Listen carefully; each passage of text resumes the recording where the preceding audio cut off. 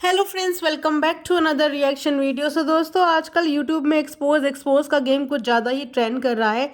जहां पे इसकी शुरुआत टालू भैया ने की थी, बिकॉज वो दूध का दूध और पानी का पानी करने की ठान के चंडीगढ़ से वापस आए थे। लेकिन अब ऐसा लगता है कि दूध का दूध और पानी का पानी उल्टा टालू भैया का ही होने वाला है।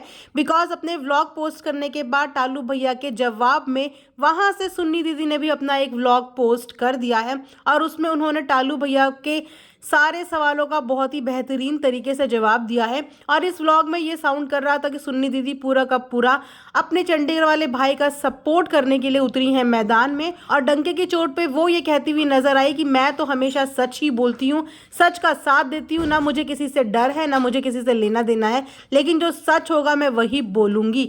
लेकिन अपने ऊपर लगे हुए इल्जाम को तो उन्होंने ज्यादा कुछ क्लियर नहीं किया, बट चंडीगढ़ वाले अपने भाई के ऊपर लगी हुई बातों को यहाँ पे सुन्नी दीदी ने आके बहुत कुछ क्लियर किया।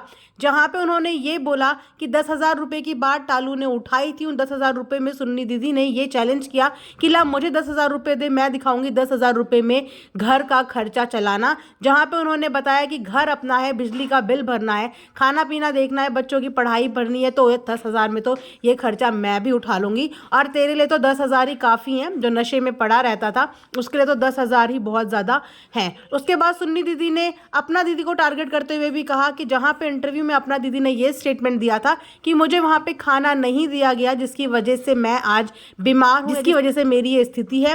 लेकिन आज की वीडियो में अपना दीदी कुछ और ही स्टेटमेंट देती हुई नजर आई। उन्होंने ये क्लियर किया कि खाना वहां पे मिलता था, खाना वहां पे बनता था, लेकिन मेरा ही खाने का मन नहीं करता था।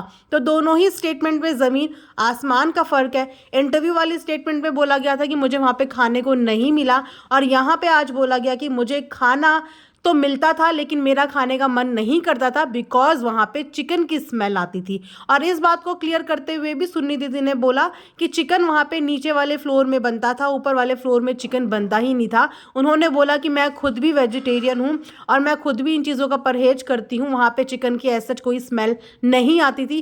तो सुन्नी दीदी यहाँ पे मैदान में उतर पड़ी हैं, झूठ का झूठ और दूध का दूध और पानी का पानी, जो भी आप समझो वो करने के लिए। तो टालू भैया ने जितने भी एलिगेशंस लगाए थे, या अपना दीदी जितने भी एलिगेशंस लगा रही हैं, उनकी सफाई करती हुई नजर आ रही हैं यहाँ पे सुन्नी दीदी। और उन्होंने ये भी बोला कि तुम तो सब हो चुके हो नंगण।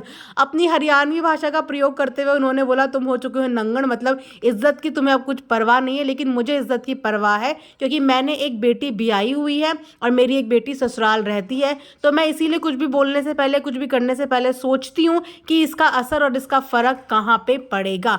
और साथ ही साथ उन्होंने ये भी बोला कि हाँ, मैंने बोला था कि मैं लाइव प्रूफ में सब कुछ दिखाऊंगी, मैं किसी से डरती नहीं, मैं जब चाहूं तब दिखा सकती हूं, लेकिन मेरी इज्जत है और मैं उस इज्जत की मटिया प्लेद नहीं करना चाहती, क्योंकि तुम लोग तो हो चुके हो नंगण। हालांकि मैं हरियाणवी नहीं हूं, लेकिन हरियाणवी लैंग्वेज सुनने में मुझे बहुत ही मजा आता है, मतलब बहुत ही इंटरेस्टिंग लैंग्वेज है, और मैं कोशिश करती हूँ उन वर्ड्स के मीनिंग को अच्छे से समझने की। तो हो सकता है कि कुछ वर्ड्स के मीनिंग में मेरी इधर उधर हेर फेर हो जाए, तो आप लोग कृपया करके एडजस्ट कर लेना, और बेहतर ट्रांसलेशन करके आप लोग मुझे कमेंट सेक्शन में बताते हो कि एग्जैक्टली सुन्नी दीदी ने क्या क्या बोला था। बट मजेदार व्लॉग उनका रहा, मजेदार उन्होंने वहां से काउंटर किया। जहां पे हमेशा क्या होता है कि इस फैमिली में एक जना बोलता है तो दूसरा जना 4-5 दिन तक चुप हो जाता है, देन 5वें 6ठे दिन वो सोचता है कि चलो मैं जवाब दे दूं। वहां पे लगता है सुन्नी दीदी ने 1 मिनट के भी इंतजार नहीं किया, पोस्ट होते ही जैसे वो अपने जवाब के साथ बिल्कुल रेडी बैठी हुई थी, और उन्होंने धड़ाधड़ सारे के सारे जवाब उनके मुंह पे दे मारे। और तो और जहां पे टालू भैया ने अपने पेरेंट्स को भी याद किया था, वहां पे भी सुन्नी दीदी ने उनका मुंह बंद करा दिया कि कौन से पेरेंट्स, तूने क्या कर लिया पेरेंट्स के लिए, तूने उनको कितना देख लिया, तूने उनका कितना ख्याल कर लिया, हमारे लिए जो भी किया था वो हमारे पेरेंट्स ने किया था। तुम्हारी खुद की उम्र उस समय 13 साल थी, तो हमारी शादी से लेकर हर चीज का खर्चा हमारे माँ बाप ने उठाया, तुमने हमारे लिए कुछ भी नहीं किया है। और सुन्नी दीदी ने यह भी बताया कि मैं भी हर बार इसके लिए खड़ी हुई हूँ, इनफैक्ट मैं आज भी इसके लिए खड़ी रहती। जिस तरीके से टरोज भावे की कंडीशन है, जिस तरीके से ये बोल रहे हैं कि ऑपरेशन के लिए इनके पास पैसे नहीं है, तो मैं आज भी इनके लिए खड़ी रहती। एक बार ये मुझे बुलाते तो मैं इनके लिए खड़ी रहती, लेकिन इन्होंने जो हरकत करी है, इन्होंने तो मीडिया में मेरी भी इज्जत उतारने से पीछे नहीं हटे, तो अब क्यों हम इनकी मदद करें और अब क्यों हम इनके लिए आगे जाएं। और तो और अगर मैं ठीक समझी हूं तो सुन्नी दीदी ने यही बोला है कि नशे में आके बड़बड़ बड़बड़ करके वीडियो बना के जा रहा है। मतलब उनका कहना यह है कि अभी भी जो वीडियोस आ रही हैं शायद वो होश में नहीं है, वो नशे में ही सारी वीडियोस आ रही हैं, जिसकी वजह से एक्सपोजिंग गेम खेला जा रहा है। अब मुझे पता नहीं कि रीज़न क्या है कि टालू भैया इतना ज़्यादा भरे हुए हैं, इतना ज़्यादा भरे हुए हैं, ऐसा क्या डिसअपॉइंटमेंट उनको हो गया कि आके उन्होंने अब सबकी पोल पट्टी खोलनी शुरू कर दी। हालांकि इन पोल पट्टी में आधे से ज़्यादा उंगलियां टालू भैया के ऊपर ही उठ रही हैं, बिकॉज टालू भैया को अगर अपनी इज्जत का इतना ख्याल था तो वो पहले अपने लिए आवाज़ उठा सकते थे। अब अचानक से उन्हें ये याद आया कि मेरी खुद की भी इज्जत है और मेरे को नशेड़ी घोषित कर दिया गया है। और रही बात नशेड़ी घोषित करने की, तो ये तो पिछले 1-2 साल से ही है और ये घोषित करने की बात ही नहीं है, बिकॉज इनके खुद के पर्सनल व्लॉगिंग चैनल पे भी कई बार इनको इस कंडीशन में देखा गया है कि ऑडियंस आराम से अंदाज़ा लगा सकती है। देखते हैं इन भाई बहन के जो झगड़े हैं ये कहाँ तक जाते हैं। एक के बाद एक मैदान में उतर के सफाई अभियान शुरू कर रखा है, मतलब एक दूसरे की हिस्से की सफाई देनी। लेकिन यहाँ से सुन्नी दीदी का व्लॉग सुन के मुझे सीधा सीधा यही लगा कि सुन्नी दीदी सीधा सीधा चंडीगढ़ वालों की आवाज़ बन के आई हैं, बिकॉज उन्होंने बोला कि मैं जो बोलूँगी सच बोलूँगी। और चंडीगढ़ वालों ने पैसों की मदद की है, चाहे वो मेरी मदद हो चाहे वो इनकी मदद हो, सबकी उन्होंने मदद की है। देखो मदद तो की है, बिकॉज अगर इंसान के अंदर ऐब होते हैं और वाकई में नशे की लत होती तो वो इंसान क्या काम काज करेगा। और अगर चंडीगढ़ वाले इनको ये चैनल वैनल खोलना या व्लॉग व्लॉग बनाना नहीं सिखाते तो आज ये लोग मेहनत मजदूरी की बात करते हैं। मुझे तो लगता नहीं कि टालू भैया मेहनत मजदूरी जैसी चीज़ें कर भी सकते हैं। कर सकते हैं, करने को हर कोई इंसान सब कुछ कर सकता है, लेकिन उसके अंदर कोई एडिक्शन नहीं होना चाहिए, क्योंकि एडिक्ट बंदा कब उसका मन बदल जाए, कब उसकी चीज़ें बदल जाए, कुछ पता नहीं चलता।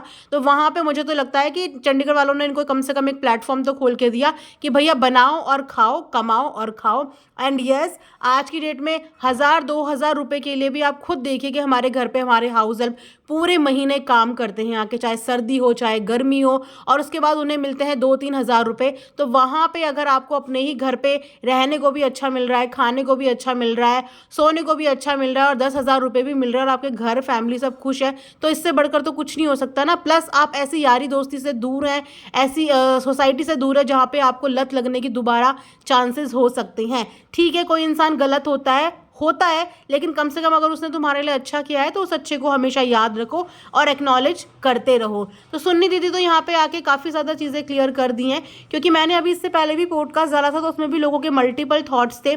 कोई किसी को सपोर्ट कर रहा था, कोई किसी को सपोर्ट कर रहा था, लेकिन आखिर में इन तीनों में से, इन चारों में से इनफैक्ट कौन सही है कौन गलत है ये कुछ कहा नहीं जा सकता। अपनी अपनी जगह देखिए सब सही है, और अगर देखा जाए तो अपनी अपनी जगह सबकी थोड़ी थोड़ी गलतियाँ तो हैं। सही तो इनमें से टोटल कुल मिला के बोल रहे 100 का 100% सही कोई नहीं है और 100 का 100% गलत कोई नहीं है। सपना दीदी भी स्टेटमेंट्स चेंज कर रही है, और तो और सुन्नी दीदी ने मन्नू को भी टारगेट किया कि मन्नू भी आके व्लॉग में बोल रही थी। आपने देखा होगा कि कल तो वो रोने भी लगी थी, क्योंकि कुछ लोगों ने कमेंट सेक्शन में उन्हें बदतमीज़ कहा था और कहा था कि आके व्लॉग में बोलती है अपने पापा के लिए ऐसा वैसा बोलती, तो वो भी रोने लग गई थी। हालांकि उसके रोने पे मुझे बुरा लगा था, मैं सोच रही थी इस पर बात करूँगी बट मैं नहीं बना पाई, मुझे थोड़ा टाइम नहीं लगा। लेकिन आज सुन्नी दीदी ने इसके ऊपर बात की कि भैया ज़ुबान मेरे बच्चों की भी है, बोलने के लिए मेरे भी 2-2 बच्चे हैं, लेकिन ये संस्कार है, क्योंकि मेरे बच्चे कभी भी व्लॉग के आगे आके कुछ नहीं बोलते। वो कहते हैं मम्मी आपका मैटर है, आप जाके बात करो, आपका मैटर है, आप जाके सॉल्व करो, हम बीच में नहीं बोलेंगे। वैसे इस बारे में तो मैं सुन्नी दीदी की तारीफ करूंगी कि उन्होंने अपने व्लॉगिंग की किसी भी कंट्रोवर्सी में कभी भी अपने बच्चों को नहीं घसीटा। उन्होंने अपने परिवार के हर सदस्य को हमेशा कंट्रोवर्सी से दूर रखा है। उन्होंने हर चीज़ें अपने आप जवाब दिया है, अपने आप बर्दाश्त किया, बट अपनी फैमिली को बीच में कभी नहीं लाई।